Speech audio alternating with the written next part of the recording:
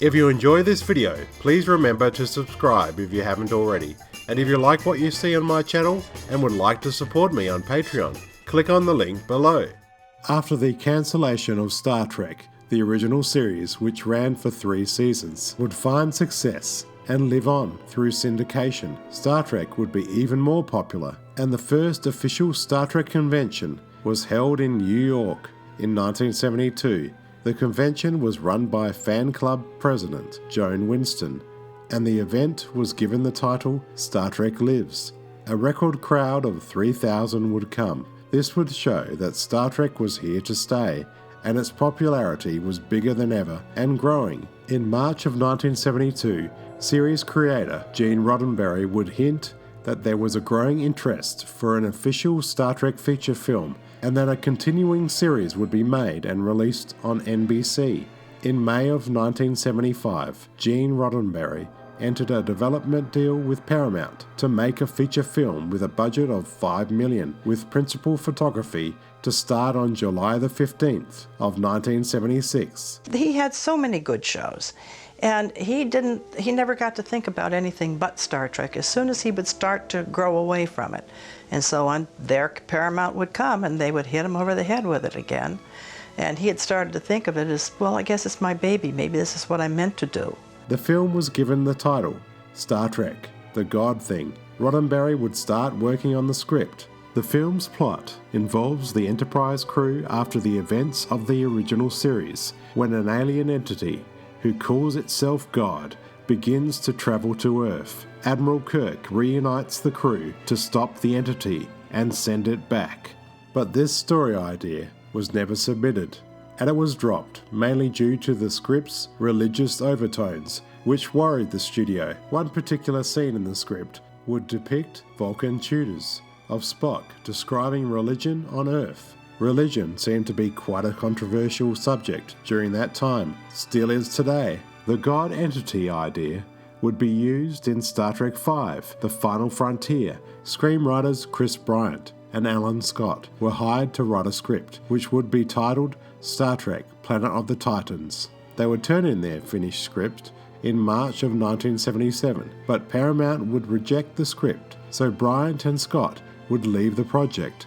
After conflicting with Roddenberry and the planned feature film director Philip Kaufman, any hope of making a feature film went out the window, and before the scheduled release of Star Wars on May the 25th of 1977, the Star Trek film was cancelled. The idea of doing a TV series was again revisited, and the planned series was given the title Star Trek Phase 2, which would also be known as Star Trek 2, and the series would be a sequel to the original series, continuing on where the original left off. There was an announcement that Star Trek would return as a continuing series on June the 10th of 1977, and 7 days later, Roddenberry would announce that Star Trek would return to television. Roddenberry said, "Hopefully it will be even superior to the original series, and in the cast there would be as many old faces as possible, as well as a mix of new ones." Roddenberry was given complete creative control over Phase 2 by Paramount. Roddenberry started to find new recruits to make the series, like Harold Livingston and Robert Goodwin as executive producers. John Povell was hired as head writer and story editor, as well as novelist Alan Dean Foster, who was hired to write a story based on Roddenberry's Genesis 2 pilot, Robots Return. He had originally adapted episodes of Star Trek the Animated Series from his Star Trek log series books. Harold Livingston would write the pilot script titled In Thy Image. Alan Dean Foster had submitted this story about V'ger. It was about, I don't remember whether it was Voyager in the original presentation, but it was about a satellite that had been launched and disappeared and went to a machine planet, wound up at a machine planet where it was sort of adopted and enhanced and sent back, and in the process became something very dangerous that needed to be dealt with. And Foster went off somewhere, I don't know, and I wasn't concerned about that. I wanted to find a writer to do this pilot. And I couldn't, I finally got Bill Norton who was a pretty well-respected writer. He agreed to do it, and 2 weeks later, he called me and said that he couldn't do it. And I had 5 weeks to go. I had no choice, but I go home, close the doors, lay on the floor, and write the thing myself, which I didn't want to do. But I knew I had 5 weeks to do it, and I wrote the script, which I liked and Gene liked, and we agreed to develop it.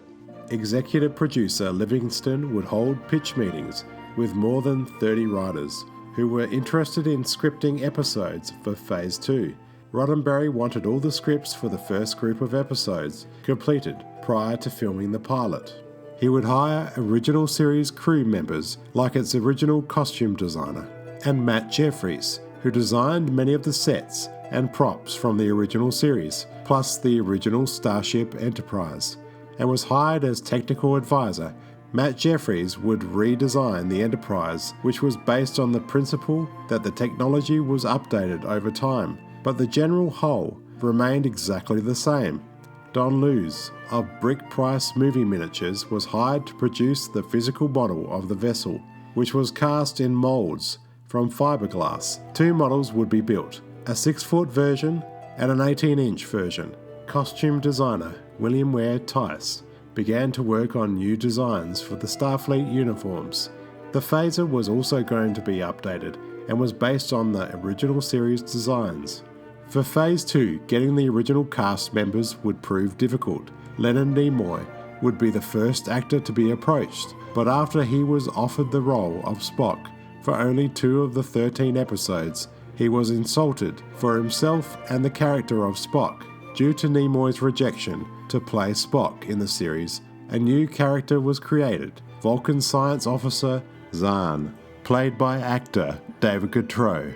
My take on the character, which pretty much remained true through all of my exploration of Zahn, what I did get was that he was a full Vulcan, had no human connection, emotional, that emotions had been outlawed from his planet generationally as a way of stopping wars from occurring. Many actors that would fit that physical description of the time. Zahn was like a 23, 24, 25-year-old, fresh out of the Vulcan Science Academy, you know, young, engaging, sort of a character.